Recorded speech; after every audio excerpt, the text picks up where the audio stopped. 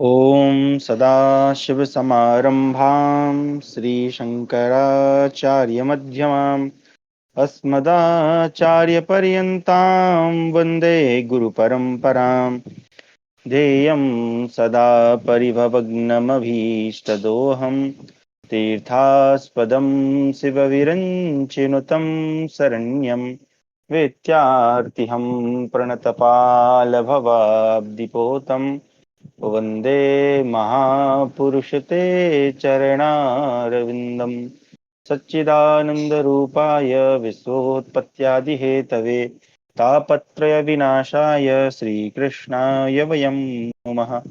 आप सभी का स्वागत है आज की हमारी शास्त्र अध्ययन की कक्षा में, जहां हम अध्ययन कर रहे हैं महाभारत। इसके पूर्व की जो कक्षा थी उसमें हमने अध्ययन किया जो पांडव हैं वो ऋषि लोमश जी के साथ वन पर वनवास अपना काट रहे हैं और विभिन्न तीर्थ यात्राओं पर जा रहे हैं।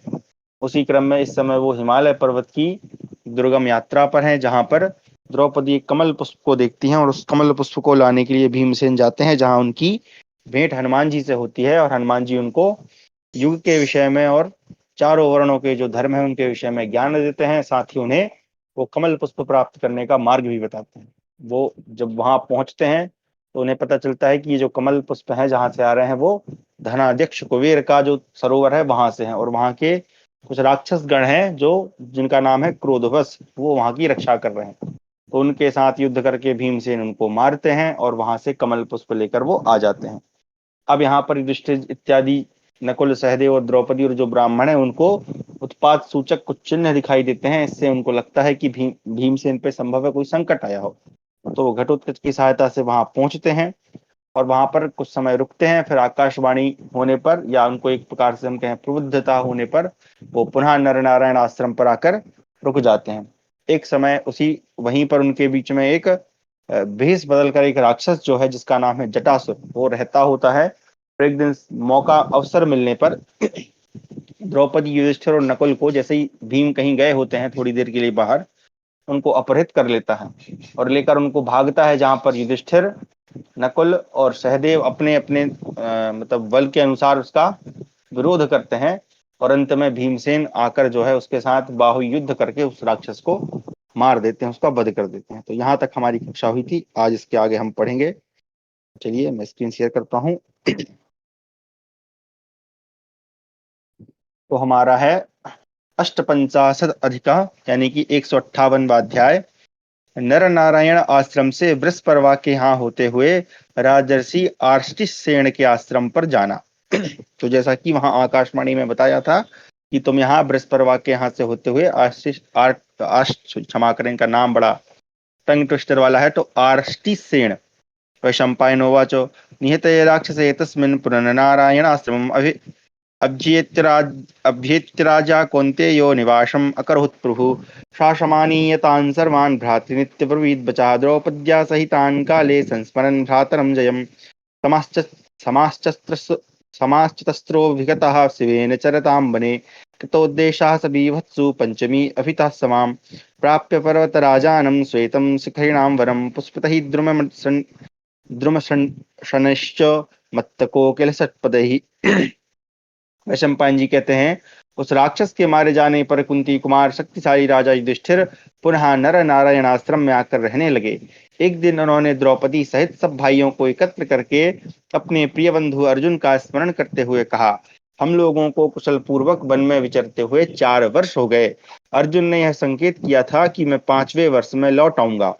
पर्वतों में श्रेष्ठ गिरिराज कैलाश पर आकर अर्जुन से मिलने के शुभ अवसर की प्रतीक्षा में हमने यहाँ डेरा डाला है, क्योंकि वही मिलने का उनकी ओर से संकेत प्राप्त हुआ था।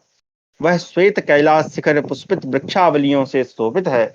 वहां मतवाले कोकिलों की काकली, भ्रमरों के गुंजारव, मोर और पपीहों की मीठी वाणी से नित्य उत्सव सा होता रहता है, जो उस पर्वत की शोभा को बढ़ा देता है। वहां व्याघ्र, बराह, महिष, गवय, हरिण, हिंसक जंतु, सर्प तथा रुरु मृग निवास करते हैं। खिले हुए सहस्त्रदल, शतदल, उत्पल, प्रफुल्ल, कमल तथा नीलोत्पल आदि से उस पर्वत की रमणीयता और भी बढ़ गई है। वह परम पुण्यमय और पवित्र है। देवता और असुर दोनों ही उसका सेवन करते हैं। अमित तेजस्वी अर्जुन ने वहां भी अपना आगमन देखने के लिए उत्सुक हुए हम लोगों के साथ संकेत पूर्वक यह प्रतिज्ञा की थी कि मैं अस्त्र विद्या का अध्ययन करने के लिए 5 वर्षों तक देवलोक में निवास करूंगा। शत्रुओं का दमन करने वाले गांडीवधारी अर्जुन अस्त्र विद्या प्राप्त करके पुनः देवलोक से इस मनुष्य लोक में आने वाले हैं। हम लोग शीघ्र ही उनसे मिलेंगे। ऐसा कहकर पांडुनंदन युधिष्ठिर ने सब ब्राह्मणों को आमंत्रित किया और उन तपस्वियों के सामने उन्हें बुला भेजने का कारण बताया। उन कठोर तपस्वियों को प्रसन्न करके कुंती कुमारों ने उनकी परिक्रमा की। तब उन ब्राह्मणों ने कुशल मंगल के साथ उन सबके अभीष्ट मनोरथ की पूर्ति का अनुमोदन किया और कहा, भरत श्रेष्ठ, आज का यह क्लेश शीघ्र ही सुखद भविष्य के रूप में परिणत हो जाएगा। धर्मज्ञ, तुम क्षत्रिय धर्म के अनुसार इस संकट से पार होकर सारी पृथ्वी का पालन करोगे।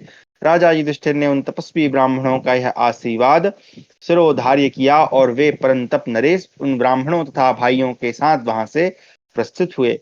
घटोत्कच आदि राक्षस भी उनकी सेवा के लिए पीछे पीछे चले। राजा युधिष्ठिर महर्षि लोमस के द्वारा सर्वथा सुरक्षित थे। अब यहाँ पर एक प्रश्न है कि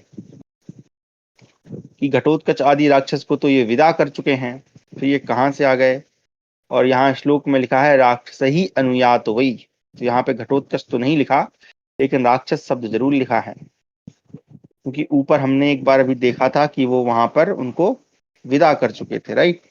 खैर, उत्तम व्रत का पालन करने वाले वे महातेजस्वी भूपाल कहीं तो भाइयों सहित पैदल चलते और कहीं राक्षस लोग उन्हें पीठ पर बैठा कर ले जाते थे। इस प्रकार वे अनेक स्थानों में गए। तदनंतर राजा युधिष्ठिर अनेक क्लेशों का चिंतन करते हुए सिंह, व्याघ्र और हाथियों से भरी हुई उत्तर दिशा की ओर चल दिए। कैलाश, मैनाक पर्वत, गंधमादन की घाटियों और श्वेत यानी हिमालय पर्वत का दर्शन करते हुए उन्होंने पर्वतमालाओं के ऊपर ऊपर बहुत सी कल्याणमयी सरिताएं देखी तथा 17वें दिन वे हिमालय के एक पावन पृष्ठ भाग पर जा पहुंचे, यानी पीछे के भाग में जा पहुंचे। राजन, वहां पांडवों ने गंधमादन पर्वत का निकट से दर्शन किया। हिमालय का वह पावन पृष्ठभाग नाना प्रकार के वृक्षों और लताओं से आवृत था। वहां जल के आवर्तों से सींचकर उत्पन्न हुए फूल वाले वृक्षों से घिरा हुआ वृषपर्वा का परम पवित्र आश्रम था। शत्रुदमन पांडवों ने उन धर्मात्मा राजर्षि वृषपर्वा के पास जाकर क्लेश रहित हो उन्हें प्रणाम किया।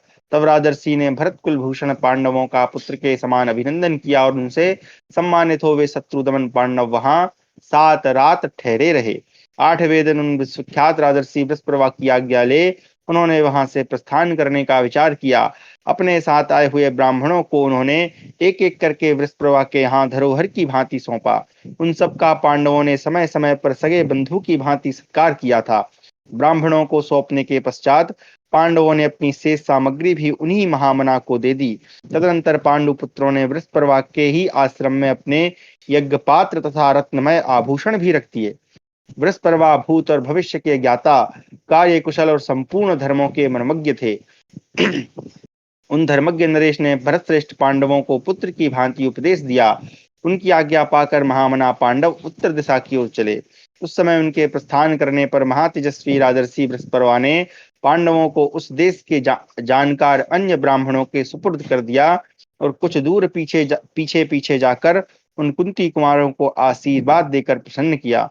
तत्पश्चात उन्हें रास्ता बताकर वृषपर्वा लौट आए। फिर सत्य पराक्रमी कुंतीनंदन युधिष्ठिर अपने भाइयों के साथ पैदल ही वृषपर्वा के बताए हुए मार्ग पर चले, जो अनेक जाति के मृगों के झुंडों से भरा हुआ था। वे सभी पांडव नाना प्रकार के वृक्षों से हरे भरे पर्वतीय शिखरों पर डेरा डालते हुए चौथे दिन श्वेत हिमालय पर्वत पर जा पहुंचे, जो महामेघ के समान शोभा पाता था। वह सुंदर शैल शीतल शल राशि से संपन्न था और मणि, स्वर्ण, रजत तथा शिलाखंडों का समुदाय रूप था।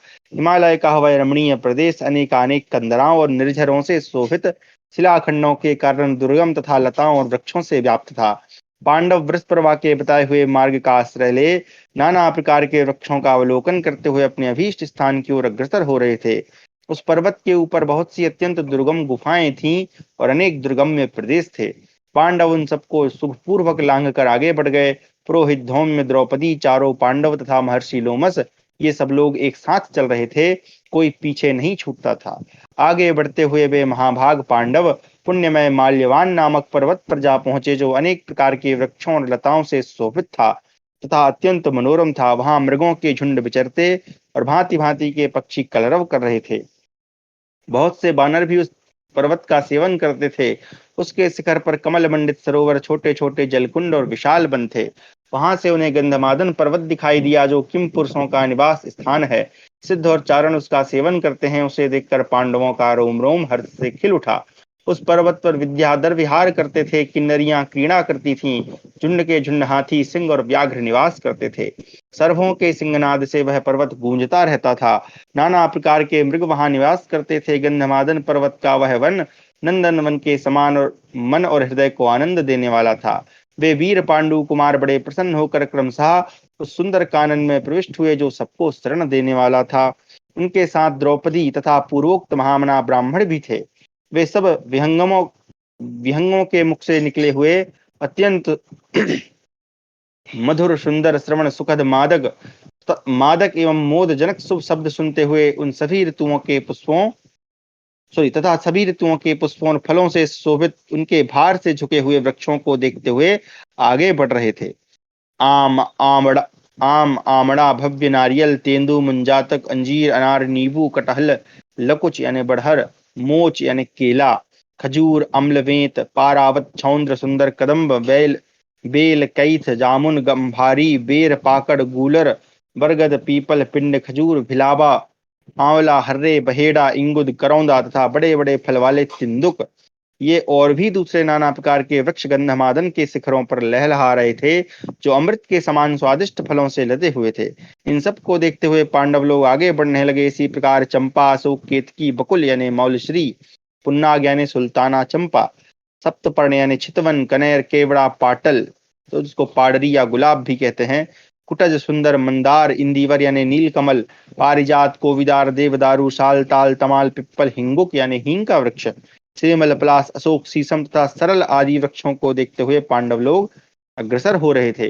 इन वृक्षों पर निवास करने वाले चकोर, मोर, भृंगराज, तोते, कोयल, कलविंक यानी गौरैया चिड़िया, हारीत यानी हारिल, चकवा, प्रियक, चातक तथा दूसरे नाना प्रकार के पक्षी श्रवण सुखद मधुर शब्द बोल रहे थे। वहां चारों ओर जलचर जंतुओं से भरे हुए मनोहर सरोवर दृष्टिगोचर होते थे, जिनमें कुमुद, पुंडरी, कोकनद, उत्पल, कलहार और कमल सबोर व्याप्त थे। कादम्ब, चक्रवाक, कुरर, जलकुक्कुट, कारंडव, प्लव, हंस, वक, मदगु तथा अन्य कितने ही जलचर पक्षी कमलों के मकरंद का पान करके मद से मतवाले और हर्ष से मुग्ध हुए उन सरोवरों में सबोर फैले हुए थे। कमलों से भरे हुए तालाबों में मीठे स्वर से बोलने वाले भ्रमरों के शब्द गूंज रहे थे। वे भ्रमर कमल के भीतर से निकली हुई रज तथा केसरों से लाल रंग में रंगे से जान पड़ते थे। इस प्रकार वे इंद्रश्रेष्ठ गंधमादन के शिखरों पर पद्म पद्मशमंडित, तो अलग तरीके से पढ़ना पड़ेगा, पद्म षंड मंडित तालाबों को सबोर से देखते हुए आगे बढ़ रहे थे। वहां लता मंडपों में मोरनियों के साथ नाचते हुए मोर दिखाई दिए, जो मेघों की मृदंग तुल्य गंभीर गर्जना सुनकर उद्दाम काम से अत्यंत उन्मत्त हो रहे थे। वे अपनी मधुर केका ध्वनि का विस्तार करके मीठे स्वर में संगीत की रचना करते थे और अपनी विचित्र पांखें फैलाकर विलासयुक्त मदालसा सॉरी क्षमा करें फैलाकर विलासयुक्त मदालस भाव से वन विहार के लिए उत्सुक हो प्रसन्नता के साथ नाच रहे थे। कुछ मोर लता वल्लरियों से व्याप्त कुटज वृक्षों के कुंजों में स्थित हो अपनी प्यारी मोरनियों के साथ रमण करते थे और कुछ कुटजों की डालियों पर मदमत्त होकर बैठे थे तथा अपनी सुंदर पाखों के घटाटोप से युक्त हो मुकुट के समान जान पड़ते थे। कितने ही सुंदर मोर वृक्षों के कोटरों में बैठे थे। पांडवों ने उन सबको देखा। पर्वतों के शिखरों पर अधिकाधिक संख्या में सुनहरे कुसुमों से सुशोभित सुंदर सैफालिका के पौधे दिखाई देते थे। एक मिनट, संस्कृत में इसका देखें क्या लिखा है। सिंधु आरान सतोदारान मनमथस्येव तोमरान स्वर्ण वर्ण कुष्मान ग्रीणाम शिखरे। यहाँ पे स्वर्ण वर्ण लिखा है। शेफालिका क्या है? सिंधुवार शब्द का अर्थ आचार्य नीलकंठ ने कमल माना है। आधुनिक कोशकारों ने सिंधुवार को शेफालिका या निर्गुंडी का पर्याय माना है। उसके फूल मंजरी के आकार में केसरिया रंग के होते हैं, अतः तोमर से उनकी उपमा ठीक बैठती है, इसलिए यहाँ शेफालिका का अर्थ लिया गया। तो शेफालिका जो है वो निर्गुंडी का जो वृक्ष होता है वो उसको कहा जा गया है। ठीक है। कई तरह के नाम होते हैं। हम तो आज भी देखते हैं कि हमारे यहाँ उस फूल को कुछ और बोलते हैं और भारत के किसी दूसरे राज्य में उसको कुछ और कहते हैं। ठीक है। तो जो कामदेव के तोमर के बाण कामदेव के तोमर नामक बाण से प्रतीत होते थे। खिले हुए कनेर के फूल उत्तम कर्णपूर के समान प्रतीत होते थे। इसी प्रकार वन श्रेणियों में विकसित पूर्वक नामक वृक्ष भी उन्होंने देखे, जो कामासक्त पुरुषों को उत्कंठित करने वाले कामदेव के बाण समूहों के समान जान पड़ते थे। इसी प्रकार उन्हें तिलक के वृक्ष दृष्टिगोचर हुए, जो वन श्रेणियों के ललाट में रचित सुंदर तिलक के समान शोभा पा रहे थे। कई मनोहर मंजरियों से विभूषित मनोरम आम वृक्ष दिख पड़ते थे, जो कामदेव की बाणों की सी आकृति धारण करते थे।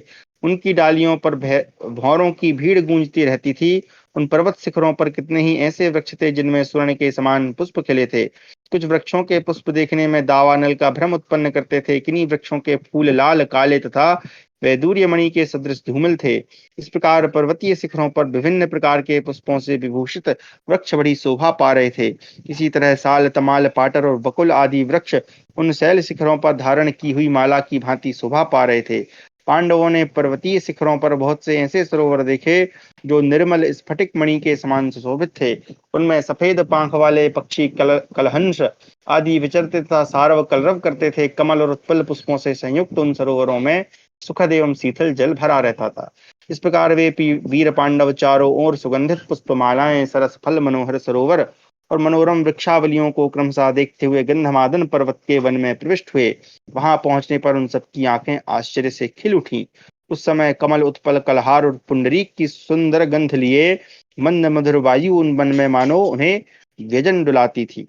तदनंतर युधिष्ठिर ने भीमसेन से प्रसन्नतापूर्ण यह बात कही, भीम, यह गंधमादन कन कितना सुंदर और कैसा अद्भुत है।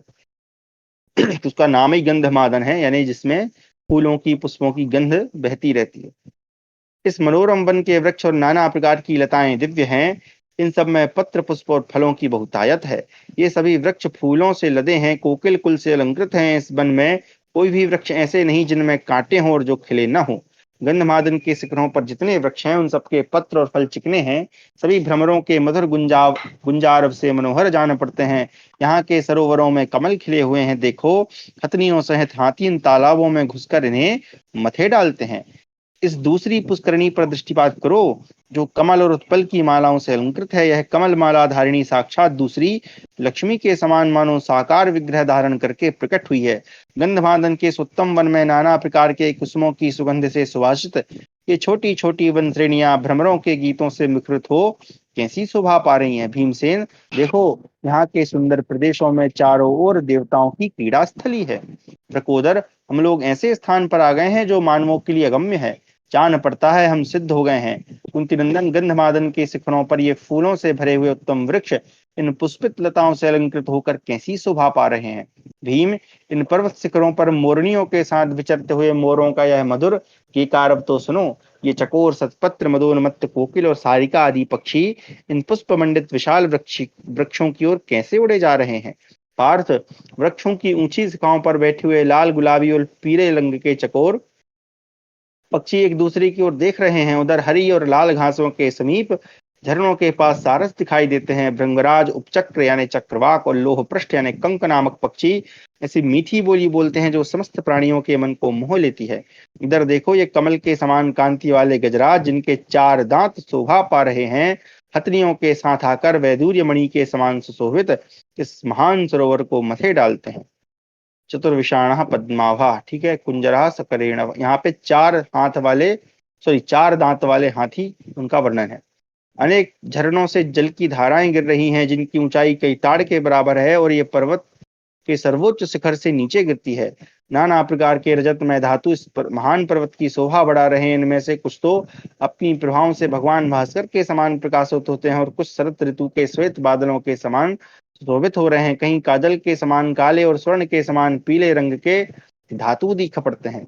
कहीं हरताल संबंधी धातु तो कहीं हिंगुल संबंधी, कहीं मैनसिल की गुफाएं हैं जो संध्याकालीन लाल बादलों के समान जान पड़ती हैं। कहीं गेरू नामक धातु है जिसकी कांति लाल खरगोश के समान दिखाई देती है। कोई धातु श्वेत बादलों के समान है तो कोई काले मेघों के समान, कोई प्रातः काल के सूर्य की भांति लाल रंग के हैं। ये नाना प्रकार की परम कांतिमान धातु समूचे शैल की शोभा बढ़ाती है। पार्थ, जिस प्रकार वृषप्रभा ने कहा था, उसी प्रकार इन पर्वतीय शिखरों पर अपनी प्रेयसी अप्सराओं तथा किम पुरुषों के साथ गंधर्व दृष्टिगोचर होते हैं। भीमसेन, यहाँ समताल से गाते हुए गीतों तथा साम मंत्रों का विविध स्वर सुनाई पड़ता है, जो संपूर्ण भूतों के चित्त को आकर्षित करने वाला है। यह परम पवित्र एवं कल्याणमयी देव नदी महागंगा है, इनका दर्शन करो। यहाँ हंसों के समुदाय निवास करते हैं तथा ऋषि एवं किन्नरगण सदा इन गंगा जी का सेवन करते हैं। शत्रुदमन भीम, भांति भांति के धातुओं, नदियों, किन्नरों, मृगों, पक्षियों, गंधर्वों, अप्सराओं, मनोरम काननों तथा 100 मस्तक वाले भांति भांति के सर्पों से संपन्न इस पर्वत राज का दर्शन करो। वैशंपायन जी कहते हैं, इस प्रकार वे सूरवीर पांडव हर्षपूर्ण हृदय से अपने परम उत्तम लक्ष्य स्थान को पहुंच गए। गिरिराज गंधमादन का दर्शन करने से उन्हें तृप्ति नहीं होती थी। तदनंतर परंतप पांडवों ने पुष्पमालाओं तथा फलवान वृक्षों से संपन्न राजर्षि आर्ष्टिसेन का आश्रम देखा। फिर वे कठोर तपस्वी दुर्बल काय तथा नष्ट नारियों से ही व्याप्त राजर्षि आर्ष्टिसेन के समीप गए, और जो संपूर्ण धर्मों के पारंगत विद्वान थे। इस प्रकार हमारा 158वां अध्याय समाप्त हुआ, जो कि श्रृंगार रस प्रधान था। 159वां अध्याय प्रश्न के रूप में आर्ष्टिसेन का युधिष्ठिर के प्रति उपदेश।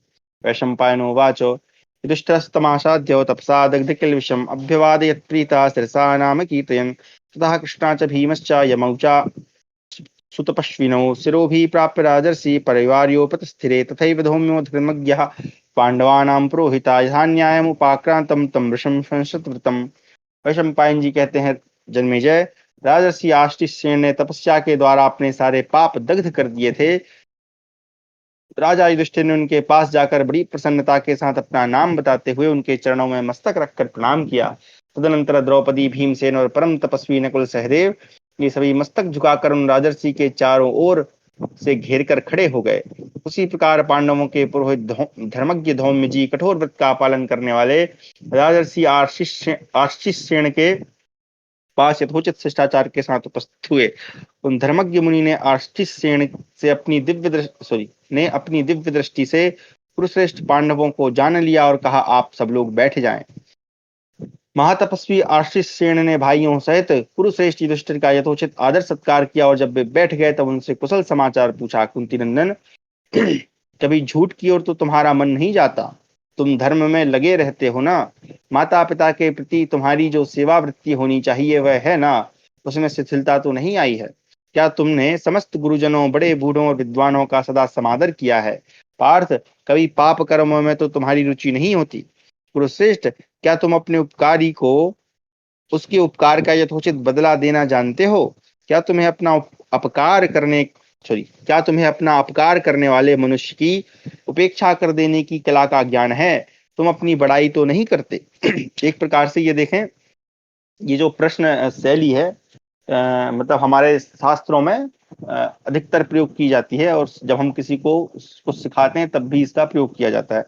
तो इसका हम जो है इसको विपरीत क्रम से भी समझ सकते हैं कि पूछ तो प्रश्न रहे हैं, लेकिन एक्चुअल में वो बता क्या रहे हैं, उपदेश दे रहे हैं। तो जैसे पूछा कि क्या तुम अपने उपकारी को उपकार का यथोचित बदला देना जानते हो? मतलब यहाँ कहने का अर्थ यह हो गया कि अगर कोई तुम पर उपकार करता है तो तुम उसको बदले में यथोचित का बदला दो, यानी उस पर भी उपकार करो, है ना? इस प्रकार से क्या तुमसे यथा योग्य सम्मानित होकर साधु पुरुष तुम पर प्रसन्न रहते हैं? क्या तुम वन में रहते हुए भी सदा धर्म का ही अनुसरण करते हो?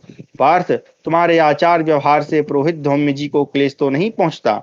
कुंती नंदन, क्या तुम दान, धर्म, तप, शौच, सरलता और क्षमा आदि के द्वारा अपने बाप दादों के आचार व्यवहार का अनुसरण करते हो? पांडुनंदन, प्राचीन राजर्षि जिस मार्ग से गए हैं उसी पर भी तुम चलते हो ना? कहते हैं जब जब अपने कुल में पुत्र अथवा नाती का जन्म होता है, यानी पौत्र का जन्म होता है, तब तब पितृलोक में रहने वाले पितर शोक मग्न होते हैं और हंसते भी हैं। शोक तो नहीं यह सोचकर होता है कि क्या हमें इसके पाप में हिस्सा बटाना पड़ेगा, और हंसते इसलिए हैं क्या हमें इसके पुण्य का कुछ भाग मिलेगा। यदि ऐसा है तो बड़ी अच्छी बात है। पार्थ, जिसके द्वारा पिता, माता, अग्नि, गुरु और आत्मा इन पांचों का आदर होता है, वह यह लोक और परलोक दोनों को जीत लेता है। युधिष्ठिर ने कहा, भगवान आर्यचरण, आपने मुझे यह धर्म का निचोड़ बताया है। मैं अपनी शक्ति के अनुसार यथोचित रीति से विधि पूर्वक इसका किसी का माइक खुला है, बंद कर दीजिए। यथोचित रीति से विधि पूर्वक इसका पालन करता हूँ। आष्टिसेन बोले, पार्थ, पर्वों की संधि बेला में यानी पूर्णिमा तथा प्रतिपदा की संधि में बहुत से ऋषिगण आकाश मार्ग से उड़ते हुए आते हैं और श्रेष्ठ पर्वत का सेवन करते हैं। उनमें से कितने तो केवल जल पीकर जीवन निर्वाह करते हैं और कितने केवल वायु पीकर रहते हैं। राजन, कितने ही किमपुरुष जाति के कामी अपनी कामनियों के साथ परस्पर अनुरक्त भाव से यहाँ क्रीड़ा के लिए आते हैं और पर्वत शिखरों पर घूमते दिखाई देते हैं। किंतु कुमार, गंधर्वों और अप्सराओं के बहुत से गण यहाँ देखने में आते हैं। उनमें से कितने ही स्वच्छ वस्त्र धारण करते हैं और कितने ही रेशमी वस्त्रों से सुशोभित होते हैं। विद्याधरों के गण भी सुंदर फूलों के हार पहने अत्यंत मनोहर दिखाई देते हैं। इनके सिवा बड़े बड़े नागगढ़, स्वर्ण जातीय पक्षी तथा सर्प आदि भी दृष्टिगोचर होते हैं।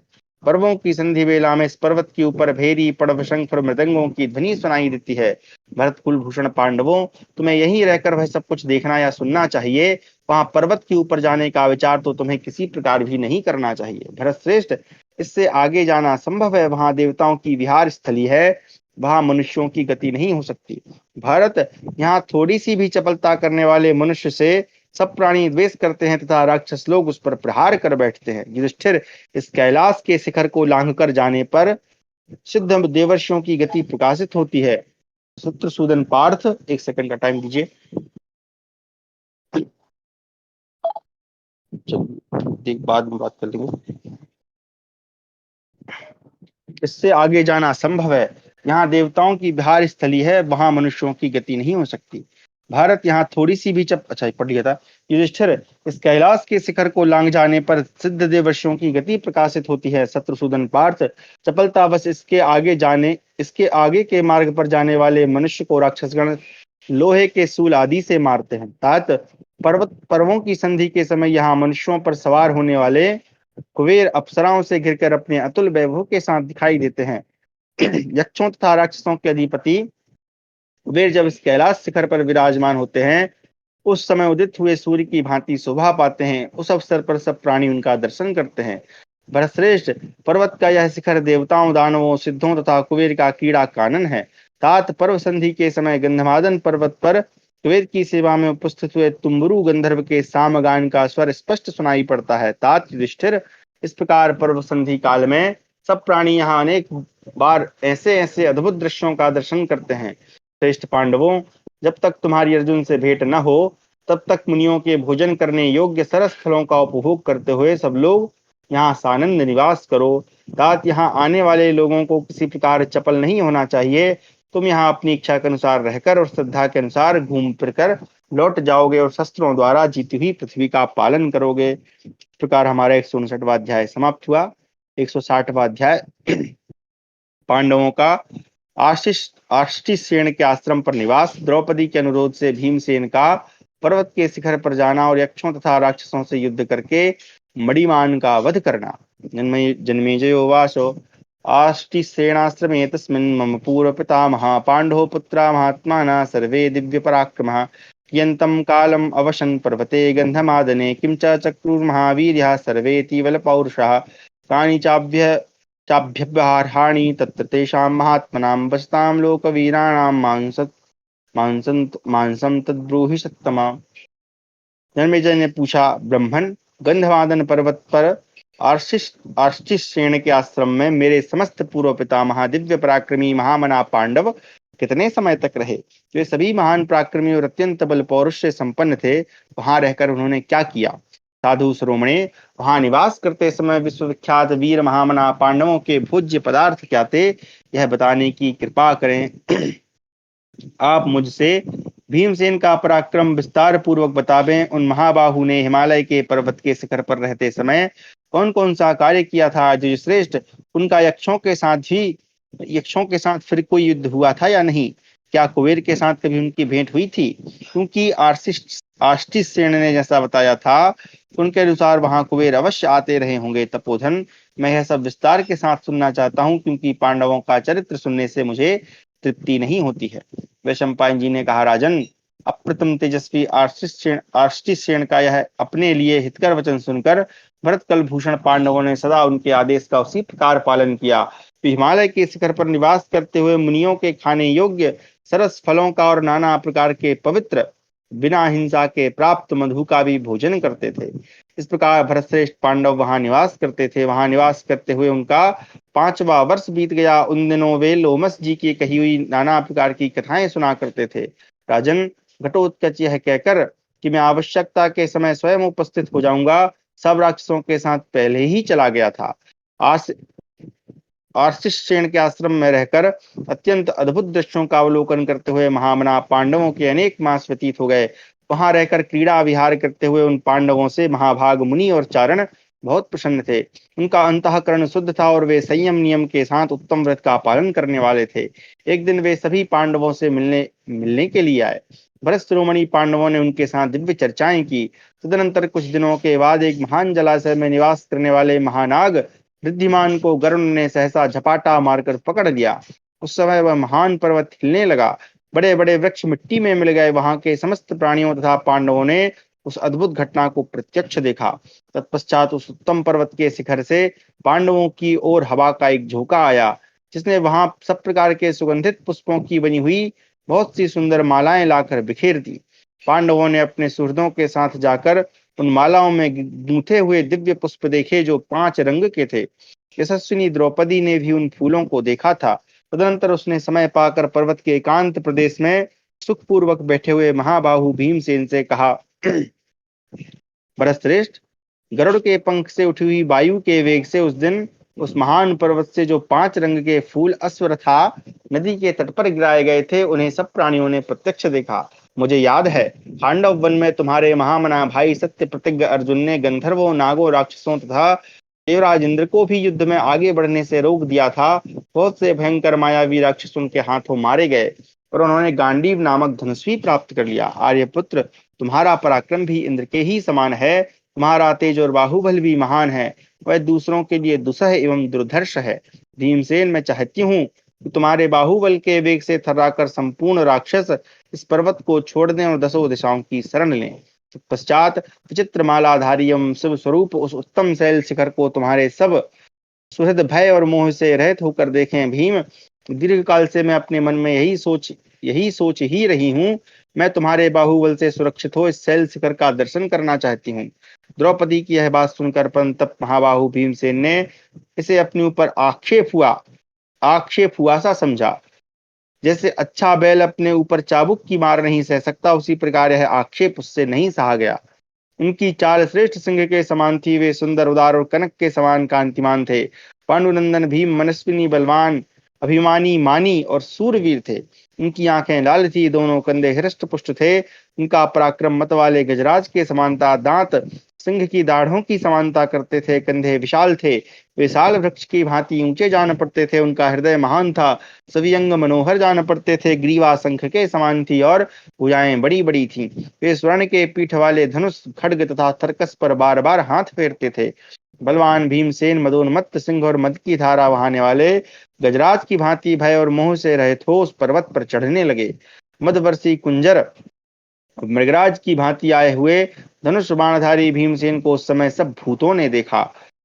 पांडुनंदन भीम, अच्छा यहाँ पे भूत मतलब वो प्राणी जो हैं। पांडुनंदन भीम गदा हाथ में लेकर द्रौपदी का हर्ष बढ़ाते हुए भय और घबराहट छोड़कर उस पर्वतराज पर चढ़ गए। वायुपुत्र कुंती कुमार भीमसेन को कभी ग्लानि, कातरता, व्याकुलता और मत्सरता आदि भाव नहीं छूते थे। वह पर्वत ऊंची नीची भूमियों से युक्त और देखने में भयंकर था। उसकी ऊंचाई कई ताड़ों के बराबर थी और उस पर चढ़ने के लिए एक ही मार्ग था। तो भी महाबली भीमसेन उसके शिखर पर चढ़ गए। पर्वत के शिखर पर आरूढ़ हो महाबली भीम किन्नर, महानाग, मुनि, गंधर्व तथा राक्षसों का हर्ष बढ़ाने लगे। तदनंतर भरतश्रेष्ठ भीमसेन ने कुबेर का निवास स्थान देखा, जो स्वर्ण और स्फटिक मणि के बने हुए भवनों से विभूषित था। उसके चारों ओर सोने की चार दीवारी बनी हुई थी। उसमें सब प्रकार के रत्न जड़े होने से उसकी प्रभा फैलती रहती थी। चार दीवारी के सब ओर सुंदर बगीचे थे। उस चार दीवारी की ऊंचाई पर्वत से भी अधिक थी। बहुत से भवनों और अट्टालिकाओं से उसकी बड़ी शोभा हो रही थी। द्वार, तोरण यानी गोपुर, बुर्ज बुर्ज और ध्वज समुदाय उसकी शोभा बढ़ा रहे थे। उस भवन में सब ओर कितनी ही विलासिनी अप्सराएं नृत्य कर रही थी और हवा से फहराती हुई पताकाएं उस भवन का अलंकार बनी हुई थी। अपनी तिरछी की हुई बाहु से धनुष की नोक को स्थिर करके भीमसेन उस धनाध्यक्ष कुबेर के नगर को बड़े खेद के साथ देख रहे थे। गंधमादन से उठी हुई वायु संपूर्ण सुगंध की राशि लेकर समस्त प्राणियों को आनंदित करती हुई सुखद मंद गति से बह रही थी। वहां के अत्यंत शोभाशाली विविध वृक्ष नाना प्रकार की कांति से प्रकाशित हो रहे थे। उनकी मंजरियां विचित्र दिखाई देती थी। वे सबके सब अद्भुत और अकथनीय जान पड़ते थे। भरतश्रेष्ठ भीम ने राक्षस राज कुबेर के उस स्थान को रत्नों के समुदाय से शोभित तथा विचित्र मालाओं से विभूषित देखा। उनके हाथ में गदा खड्ग और धनुष शोभा पा रहे थे। उन्होंने अपने जीवन का मोह सर्वथा छोड़ दिया था। वे महाबाहु भीमसेन वहां पर्वत की भांति अविचल भाव से कुछ देर खड़े रहे। तत्पश्चात उन्होंने बड़े जोर से शंख बजाया, जिसकी आवाज शत्रुओं के रोंगटे खड़े कर देने वाली थी। फिर धनुष की टंकार करके समस्त प्राणियों को मोहित कर दिया। तब यक्ष राक्षस और गंधर्व रोमांचित होकर उस शब्द को लक्ष्य करके पांडुनंदन भीमसेन के समीप दौड़े आए। उस समय गदा परग खड्ग सूल शक्ति और फरस आदि शस्त्र अस्त्र उन यक्षों तथा राक्षसों के हाथों में आकर बड़ी चमक पैदा कर रहे थे। भारत तदनंतर उन यक्षों और गंधर्वों का भीमसेन के साथ युद्ध प्रारंभ हो गया। वे यक्ष और राक्षस बड़े मायावी थे। उनके चलाए हुए सूल शक्ति और फरसों को भीमसेन ने भयानक वेगशाली भल्ल नामक बाणों द्वारा काट गिराया। वे राक्षस आकाश में उड़कर तथा भूतल पर खड़े होकर बड़े जोर जोर से गर्जना कर रहे थे। महाबली भीम ने बाणों की झड़ी लगाकर उनके शरीरों को अच्छी प्रकार छेद डाला। गदा और परिघ हाथ में लिए हुए राक्षसों के शरीर से महाबली भीम पर खून की बड़ी भारी वर्षा होने लगी तथा चारों ओर राक्षसों के शरीर से रक्त की कितनी ही धाराएं बह चली। भीम के बाहुबल से छूटे हुए अस्त्र शस्त्रों द्वारा यक्षों तथा राक्षसों के शरीर और सिर कटे दिखाई दे रहे थे। जैसे बादल सूर्य को ढक लेते हैं, उसी प्रकार प्रियदर्शन पांडुपुत्र भीम को राक्षस ढक लेते हैं। और यह सब प्राणियों ने प्रत्यक्ष देखा। तब सत्य पराक्रमी बलवान महाबाहु भीमसेन ने अपने शत्रुनाशक बाणों द्वारा समस्त शत्रुओं को उसी प्रकार ढक दिया जैसे सूर्य अपनी किरणों से संसार को ढक लेते हैं। सब ओर से गर्जन तर्जन करते हुए तथा बड़ी भयानक आवाज से चिघाड़ते हुए सब राक्षसों ने भीमसेन के चित्त में तनिक भी घबराहट नहीं देखी। इनके सारे अंग विकृत एवं विकराल थे। वे यक्ष भीमसेन के भय से पीड़ित हो अपने बड़े बड़े आयुधों को इधर उधर फेंक कर भयंकर आर्तनाद करने लगे। सुदृढ़ धनुष वाले भीमसेन से आतंकित हो वे यक्ष राक्षस आदि योद्धा गदा सूल खड्ग शक्ति तथा परशु आदि अस्त्रों को वहीं छोड़कर दक्षिण दिशा की ओर भाग गए। वहां कुबेर के सखा राक्षस प्रबल मणिमान भी मौजूद थे। उनके हाथों में त्रिशूल और गदा शोभा पा रही थी। उनकी छाती चौड़ी और बाहें विशाल थी। महाबली वीर ने वहां अपने अधिकार और पौरुष दोनों को प्रकट किया। उस समय अपने सैनिकों को रण से विमुख होते देख वे मुस्कुराते हुए उनसे बोले, अरे तुम बहुत बड़ी संख्या में होकर भी आज एक मनुष्य द्वारा युद्ध में पराजित हो गए। कुबेर भवन में धनाध्यक्ष के पास जाकर क्या कहोगे? ऐसा कहकर राक्षस मणिमान ने उन सबको लौटाया और हाथों में शक्ति शूल तथा गदा लेकर भीमसेन पर धावा किया। मद की धारा बहाने वाले गजराज की भांति मणिमान को बड़े बेग से आता देख भीमसेन ने वत्सदंत नामक 3 बाणों द्वारा उसकी पसली में प्रहार किया। यह देख महाबली मणिमान भी रोष से आग बबूला हो उठे और बहुत बड़ी गदा लेकर उन्होंने भीमसेन पर चलाई। वह विशाल एवं महाभयंकर गदा आकाश में विद्युत की भांति चमक उठी। यह देख भीमसेन ने पत्थर पर रगड़कर तेज के हुए बहुत से बाणों द्वारा उस पर आघात किया, परंतु वे सभी बाण मणिमान की गदा से टकराकर नष्ट हो गए। यद्यपि वे बड़े वेग से छूटे थे, तथापि गदा चलाना के अभ्यासी मणिमान की गदा के वेग को न सह सके। भयंकर पराक्रमी महाबली भीमसेन गदा युद्ध की कला को जानते थे, अतः उन्होंने शत्रु के उस प्रहार को व्यर्थ कर दिया। तदनंतर बुद्धिमान राक्षस ने उसी समय स्वर्णमय दंड से विभूषित एवं लोहे की बनी हुई बड़ी भयानक शक्ति का प्रहार किया। एक मिनट यहाँ पे पढ़ू मैं। तथा शक्ति महागुरम रुक्म दंडा मयस्मयीम, ठीक है। वह अग्नि की ज्वाला के समान अत्यंत भयंकर शक्ति भयानक गड़गड़ाहट के साथ भीम की दाहिनी भुजा को छेद कर सहसा पृथ्वी पर गिर पड़ी। शक्ति की गहरी चोट लगने से महान धनुर्धर एवं अत्यंत पराक्रमी कुंती कुमार भीम के नेत्र क्रोध से व्याकुल हो उठे और उन्होंने एक ऐसी गदा हाथ में ली जो शत्रुओं का भय बढ़ाने वाली थी। उसके ऊपर सोने के पत्र जड़े थे। वह सारी की सारी लोहे की बनी हुई थी और शत्रुओं को नष्ट करने में समर्थ थी। उसे लेकर भीमसेन विकट गर्जना करते हुए बड़े वेग से महाबली मणिमान की ओर दौड़े। उधर मणिमान ने भी सिंहनाद करते हुए एक चमचमाता हुआ महान त्रिशूल हाथ में ले लिया और बड़े वेग से भीमसेन पर चलाया। परंतु गदा युद्ध में कुशल भीम ने गदा के अग्रभाग से उस त्रिशूल के टुकड़े टुकड़े करके मणिमान को मारने के लिए उसी प्रकार धावा किया जैसे किसी सर्प को सर्प के प्राण लेने के लिए गरुड़ उस पर टूट पड़ते हैं।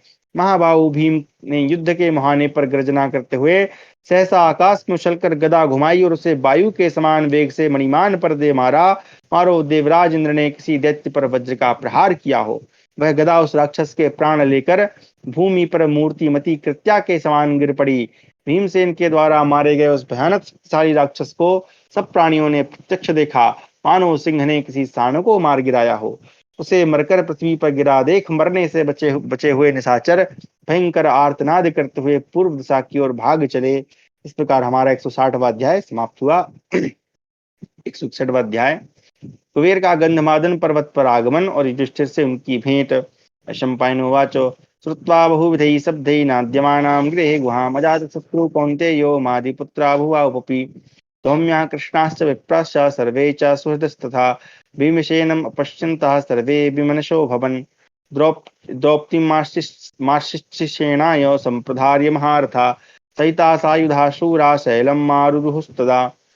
वैशंपायन जी कहते हैं, जन्मेजय, उस समय पर्वत की गुफा नाना प्रकार के शब्दों से प्रतिध्वनित हो रही थी। वह प्रतिध्वनि स्वर कर अजात शत्रु कुंती कुमार युधिष्ठिर, दोनों माद्री पुत्र नकुल सहदेव पुरोहित धौम्य द्रौपदी और समस्त ब्राह्मण तथा सुहृद, ये सभी भीमसेन को न देखने के कारण बहुत उदास हो गए। तब वे महारथी सूर वीर द्रौपदी को आर्ष्टिसेन की देखरेख में सौंपकर हाथों में अस्त्र शस्त्र लिए एक साथ पर्वत पर चढ़ गए। तदनंतर शत्रुओं का दमन करने वाले वे महाधनुर्धर एवं महारथी वीर उस पर्वत के शिखर पर पहुंचकर जब इधर उधर दृष्टिपात करने लगे तब उन्हें भीमसेन दिखाई दिए।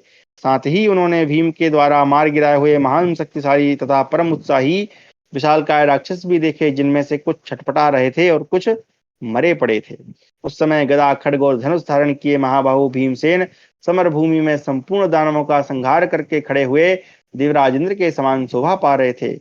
तब वे उत्तम आश्रय को प्राप्त हुए महारथी पांडव भाई भीम को हृदय से लगाकर उनके पास ही बैठ गए। जैसे महान भाग्यशाली देव श्रेष्ठ इंद्र आदि लोकपालों के द्वारा स्वर्गलोक की शोभा होती है, उसी प्रकार उन चार महाधनुर्धर बंधुओं से उस समय वह पर्वत शिखर सुशोभित हो रहा था। राजा युधिष्ठिर ने कुबेर का भवन देखकर और मारे गए राक्षसों की ओर दृष्टिपात करके अपने पास बैठे हुए भाई भीमसेन से कहा। युधिष्ठिर बोले, वीर भीमसेन, तुमने दुस्साहसवश अथवा मोह के कारण जो यह पाप कर्म किया है, यह मुनि वृत्ति से रहने वाले तुम्हारे अनुरूप नहीं है। राक्षसों का यह संहार व्यर्थ ही किया गया है। भीमसेन, धर्मज्ञ पुरुष यह जानते और मानते हैं कि राजद्रोह का कार्य करना नहीं चाहिए, परंतु तुमने तो न केवल राजद्रोह किया अपितु देवताओं का भी द्रोह कार्य कर दिया। देवताओं के भी द्रोह का कार्य किया है। पार्थ, जो अर्थ और धर्म का अनादर करके पाप में मन लगाता है, उसे पाप कर्मों का फल अवश्य प्राप्त होता है। यदि तुम वही कार्य करना चाहते हो जो मुझे प्रिय लगे, तो आज से फिर कभी ऐसा काम तुम्हें नहीं करना चाहिए। वैशंपायन जी कहते हैं, जन्मेजय, धर्मात्मा भाई महातेजस्वी कुंती पुत्र युधिष्ठिर अर्थ तत्व के विभाग को ठीक ठीक जानने वाले थे। वे धर्म से कभी च्युत न होने वाले अपने भाई भीमसेन से उपयुक्त बातें कहकर चुप हो गए और उसी विषय पर बार बार विचार करने लगे। उधर भीमसेन की मार से बचे हुए राक्षस एक साथ हो कुबेर भवन में गए। वे महान वेगशाली तो थे ही, तीव्र गति से धनाध्यक्ष के महल में पहुंचकर भयंकर आर्तनाद करने लगे। भीमसेन का भय उस समय भी उन्हें पीड़ा दे रहा था। वे अस्त्र शस्त्र छोड़ चुके थे और थके हुए थे। उनके कवच खून से लथपथ हो गए थे। राजन, अपने सिर के बाल बिखेरे हुए वे राक्षस यक्षराज कुबेर से इस प्रकार बोले, देव, आपके भी सभी राक्षस जो युद्ध में सदा आगे रहते और गदा परग खड्ग तोमर था प्रास आदि के युद्ध में कुशल थे, मार डाले गए। धनेश्वर, एक मनुष्य ने बलपूर्वक इस पर्वत को रौंद डाला और युद्ध में क्रोधवश नामक राक्षस गणों को मार भगाया। नरेश्वर, राक्षसों यक्षों में जो प्रमुख वीर थे वे आज उत्साह शून्य तथा निष्प्राण होकर रणभूमि में सो रहे हैं। हम लोग उनके कृपा प्रसाद से छूट गए हैं, परंतु आपके सखा राक्षस मणिमान मार डाले गए हैं। यह सब कार्य एक मनुष्य ने किया है, इसके बाद जो करना उचित हो वह कीजिए। राक्षसों की यह बात सुनकर समस्त यक्षगणों के स्वामी कुबेर कुपित हो उठे। क्रोध से उनकी आंखें लाल हो गईं। वे सहसा बोल उठे, यह कैसे संभव हुआ? भीम ने यह दूसरा अपराध किया है। यह सुनकर धनाध्यक्ष यक्षराज के क्रोध की सीमा न रही। उन्होंने तुरंत आज्ञा दी, रथ जोत कर ले आओ। फिर तो सेवकों ने सुनहरे बादलों की घटा के सदृश विशाल पर्वत शिखर के समान ऊंचा रथ जोत कर तैयार किया। उसमें स्वर्णमालाओं से विभूषित गंधर्व देशीय घोड़े जुते हुए थे। वे सर्वगुण संपन्न, उत्तम अश्व, तेजस्वी, बलवान और अश्वोचित गुणों से युक्त थे। उनकी आंखें और निर्मल थीं और उन्हें नाना प्रकार के रत्नमय आभूषण पहनाए गए थे। रथ में जुते हुए वे सुभाशाली यश शीघ्रगामी थे। उन्हें देखकर ऐसा जान पड़ता था मानो वे अभी सब कुछ लांघ जाएंगे। उन अश्वों के हिनहिनाने की आवाज विजय की सूचना देने वाली थी। उनमें से प्रत्येक अश्व स्वयं हिनहिनाकर दूसरों को भी इसके लिए प्रेरणा देता था। उस विशाल रथ पर आरूढ़ हो महातेजस्वी राजाधिराज भगवान कुबेर देवताओं और गंधर्वों से मुख से अपनी स्तुति सुनते हुए चले। धनाध्यक्ष महामना कुबेर के प्रस्थान करने पर समस्त यक्ष भी उनके साथ चले। उन सब के नेत्र लाल थे, शरीर की कांति स्वर्ण के समान थी। वे सभी महाकाय और महाबली थे। वे सब तलवार बांधे अस्त्र शस्त्रों से सुसज्जित थे। उनकी संख्या 1000 से कम नहीं थी। वे महान वेगशाली यक्ष आकाश में उड़ते हुए गंधमादन पर्वत पर आए, मानो समूचे आकाश मंडल को खींचे ला रहे हैं। धनाध्यक्ष कुबेर के द्वारा पालित घोड़ों के उस महासमुदाय को तथा यक्ष राक्षसों से घिरे हुए प्रियदर्शन महामना कुबेर को पांडवों ने भी देखा। देखकर उनके अंगों में रोमांच हो आया। इधर कुबेर भी धनुष और तलवार लिए शक्तिशाली महारथी पांडुपुत्रों को देखकर बड़े प्रसन्न हुए। कुबेर देवताओं का कार्य सिद्ध करना चाहते थे, इसलिए मन ही मन पांडवों से बहुत संतुष्ट हुए। वे कुबेर आदि तीव्र वेगशाली यक्ष राक्षस पक्षी की तरह उड़कर गंधमादन पर्वत के शिखर पर आए और पांडवों के समीप खड़े हो गए। जन्मेजय पांडवों के प्रति कुबेर का मन प्रसन्न देखकर यक्ष और गंधर्व निर्विकार भाव से खड़े रहे। धर्मज्ञ धर्मपुत्र युधिष्ठिर, नकुल और सहदेव, ये महारथी महामना पांडव भगवान कुबेर को प्रणाम करके अपने को अपराधी सा मानते हुए उन्हें सब ओर से घेरकर हाथ जोड़कर खड़े रहे। धनाध्यक्ष कुबेर विश्वकर्मा के बनाए हुए सुंदर एवं श्रेष्ठ विमान पुष्पक पर विराजमान थे। वह विमान विचित्र निर्माण कौशल की पराकाष्ठा था।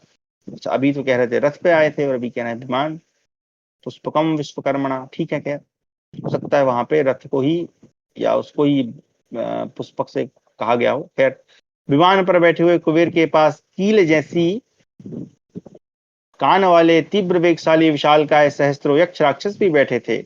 वे जैसे देवता इंद्र को घेर कर खड़े होते हैं, उसी प्रकार सैकड़ों गंधर्व और अप्सराओं के गण कुबेर को सब ओर से घेर कर खड़े थे। अपने मस्तक पर स्वर्ण की सुंदर माला धारण किए, हाथों में खड्ग, धनाध्यक्ष कुबेर बहुत घायल कर दिया था। उस अवस्था में भी कुबेर को देखकर उनके मन में तनिक भी ग्लानि नहीं होती थी। भीमसेन हाथों में तीखे बाण लिए उस समय भी युद्ध के लिए तैयार खड़े थे। यह देख नरवाहन कुबेर ने धर्मपुत्र युधिष्ठिर से कहा, कुंती नंदन, तुम सदा सब प्राणियों के हित में तत्पर रहते हो। यह बात सब प्राणी जानते हैं, अतः तुम अपने भाइयों के साथ इस शैल शिखर पर निर्भय होकर रहो। पांडुनंदन, तुम्हें भीमसेन पर क्रोध नहीं करना चाहिए। ये यक्ष और राक्षस काल के द्वारा पहले ही मारे गए थे। तुम्हारे भाई तो इसमें निमित्त मात्र हुए हैं। भीमसेन ने जो यह दुस्साहस का कार्य किया है, इसके लिए तुम्हें लज्जित नहीं होना चाहिए, क्योंकि यक्ष तथा राक्षसों का यह विनाश देवताओं को पहले ही प्रत्यक्ष हो चुका था। भरतश्रेष्ठ, भीमसेन पर मेरा क्रोध नहीं है, मैं इन पर प्रसन्न हूँ। भीमसेन के कार्य से मुझे पहले भी प्रसन्नता प्राप्त हो चुकी है। वैशंपायन जी कहते, जन्मेजय, राजा युधिष्ठिर से ऐसा कहकर कुबेर ने भीमसेन से कहा, तात कुरुश्रेष्ठ भीम, तुमने द्रौपदी के लिए जो यह साहसपूर्ण कार्य किया है, इसके लिए मेरे मन में कोई विचार नहीं है। तुमने मेरी तथा देवताओं की अवहेलना करके अपने बाहुबल के भरोसे यक्षों तथा राक्षसों का विनाश किया है। इससे मैं तुम पर बहुत प्रसन्न हूँ। ब्रकोदर, आज मैं एक भयंकर साप से छूट गया हूँ। पूर्व काल की बात है, महर्षि अगस्त्य ने किसी अपराध पर कुपित हो मुझे साप दे दिया था। उसका तुम्हारे द्वारा निराकरण हुआ। पांडव नंदन, मुझे पूर्व काल से ही यह दुख देखना बदा था। इसमें तुम्हारा किसी तरह कोई भी अपराध नहीं। युधिष्ठिर ने पूछा, महामना अगस्त्य ने आपको कैसे साप दे दिया? देव, आपको साप मिलने का क्या कारण है, यह मैं सुनना चाहता हूँ। मुझे इस बात के लिए बड़ा आश्चर्य होता है कि उन बुद्धिमान महर्षि के क्रोध से आप उसी समय अपने सेवकों और सैनिकों सहित जलकर भस्म क्यों नहीं हो गए? कुबेर बोले, नरेश्वर, प्राचीन काल में कुशवती में देवताओं की मंत्रणा सभा बैठी थी, उसमें मुझे भी बुलाया गया था। मैं 300 महापद्म यक्षों के साथ वहां गया। 300 महापद्म बहुत बड़ी संख्या है भाई। वे भयानक यक्ष नाना प्रकार के अस्त्र शस्त्र लिए हुए थे। रास्ते में मुझे मुनि श्रेष्ठ अगस्त्य जी दिखाई दिए, जो यमुना के तट पर कठोर तपस्या कर रहे थे। वह प्रदेश भांति भांति के पक्षियों से व्याप्त और विकसित वृक्षावलियों से शोभित था। महर्षि अगस्त्य अपनी दोनों बाहें ऊपर उठाए सूर्य की ओर मुंह करके खड़े थे। वे तेजो राशि महात्मा प्रज्वलित अग्नि के समान उद्दीप्त हो रहे थे। राजन, उन्हें देखकर ही मेरे एक मित्र राक्षस राज श्री मणिमान ने मूर्खता, ज्ञान और अभिमान एवं मोह के कारण आकाश से उन महर्षि के मस्तक पर थूक दिया। एक मिनट, निष्ठीद सॉरी निष्ठीव सॉरी निष्ठीवदाकाशादगतो, ठीक है, ओके। तब वे क्रोध से मानो सारी दिशाओं को दग्ध करते हुए मुझसे इस प्रकार बोले, धनेश्वर, तुम्हारे इस दुष्ट आत्मा सखा ने मेरी अवहेलना करके तुम्हारे देखते देखते जो मेरा तिरस्कार किया है, इसके फलस्वरूप इन समस्त सैनिकों के साथ यह एक मनुष्य के हाथ से मारा जाएगा। तुम्हारी बुद्धि खोटी हो गई है, था इन सब सैनिकों के मारे जाने पर उनके लिए दुख उठाने के पश्चात तुम फिर उसी मनुष्य का दर्शन करके मेरे साप एवं पाप से छुटकारा पा सकोगे। इन सैनिकों में से जो तुम्हारी आज्ञा का पालन करेगा वह पुत्र पौत्र तथा सेना पर लागू होने वाले इस भयंकर साप के प्रभाव से अलग रहेगा। महाराज युधिष्ठिर, पूर्व काल में उन मुनिश्रेष्ठ अगस्त्य से मुझे यही साप प्राप्त हुआ था जिससे तुम्हारे भाई भीमसेन ने छुटकारा दिलाया है। इस प्रकार हमारा 161वां अध्याय समाप्त हुआ। कक्षा को भी अब यहीं विराम देते हैं। आगे हम पढ़ेंगे कुबेर का युधिष्ठिर आदि को उपदेश और सांत्वना देकर अपने भवन को प्रस्थान। तो आज की जो कक्षा थी उसमें हमने अध्ययन किया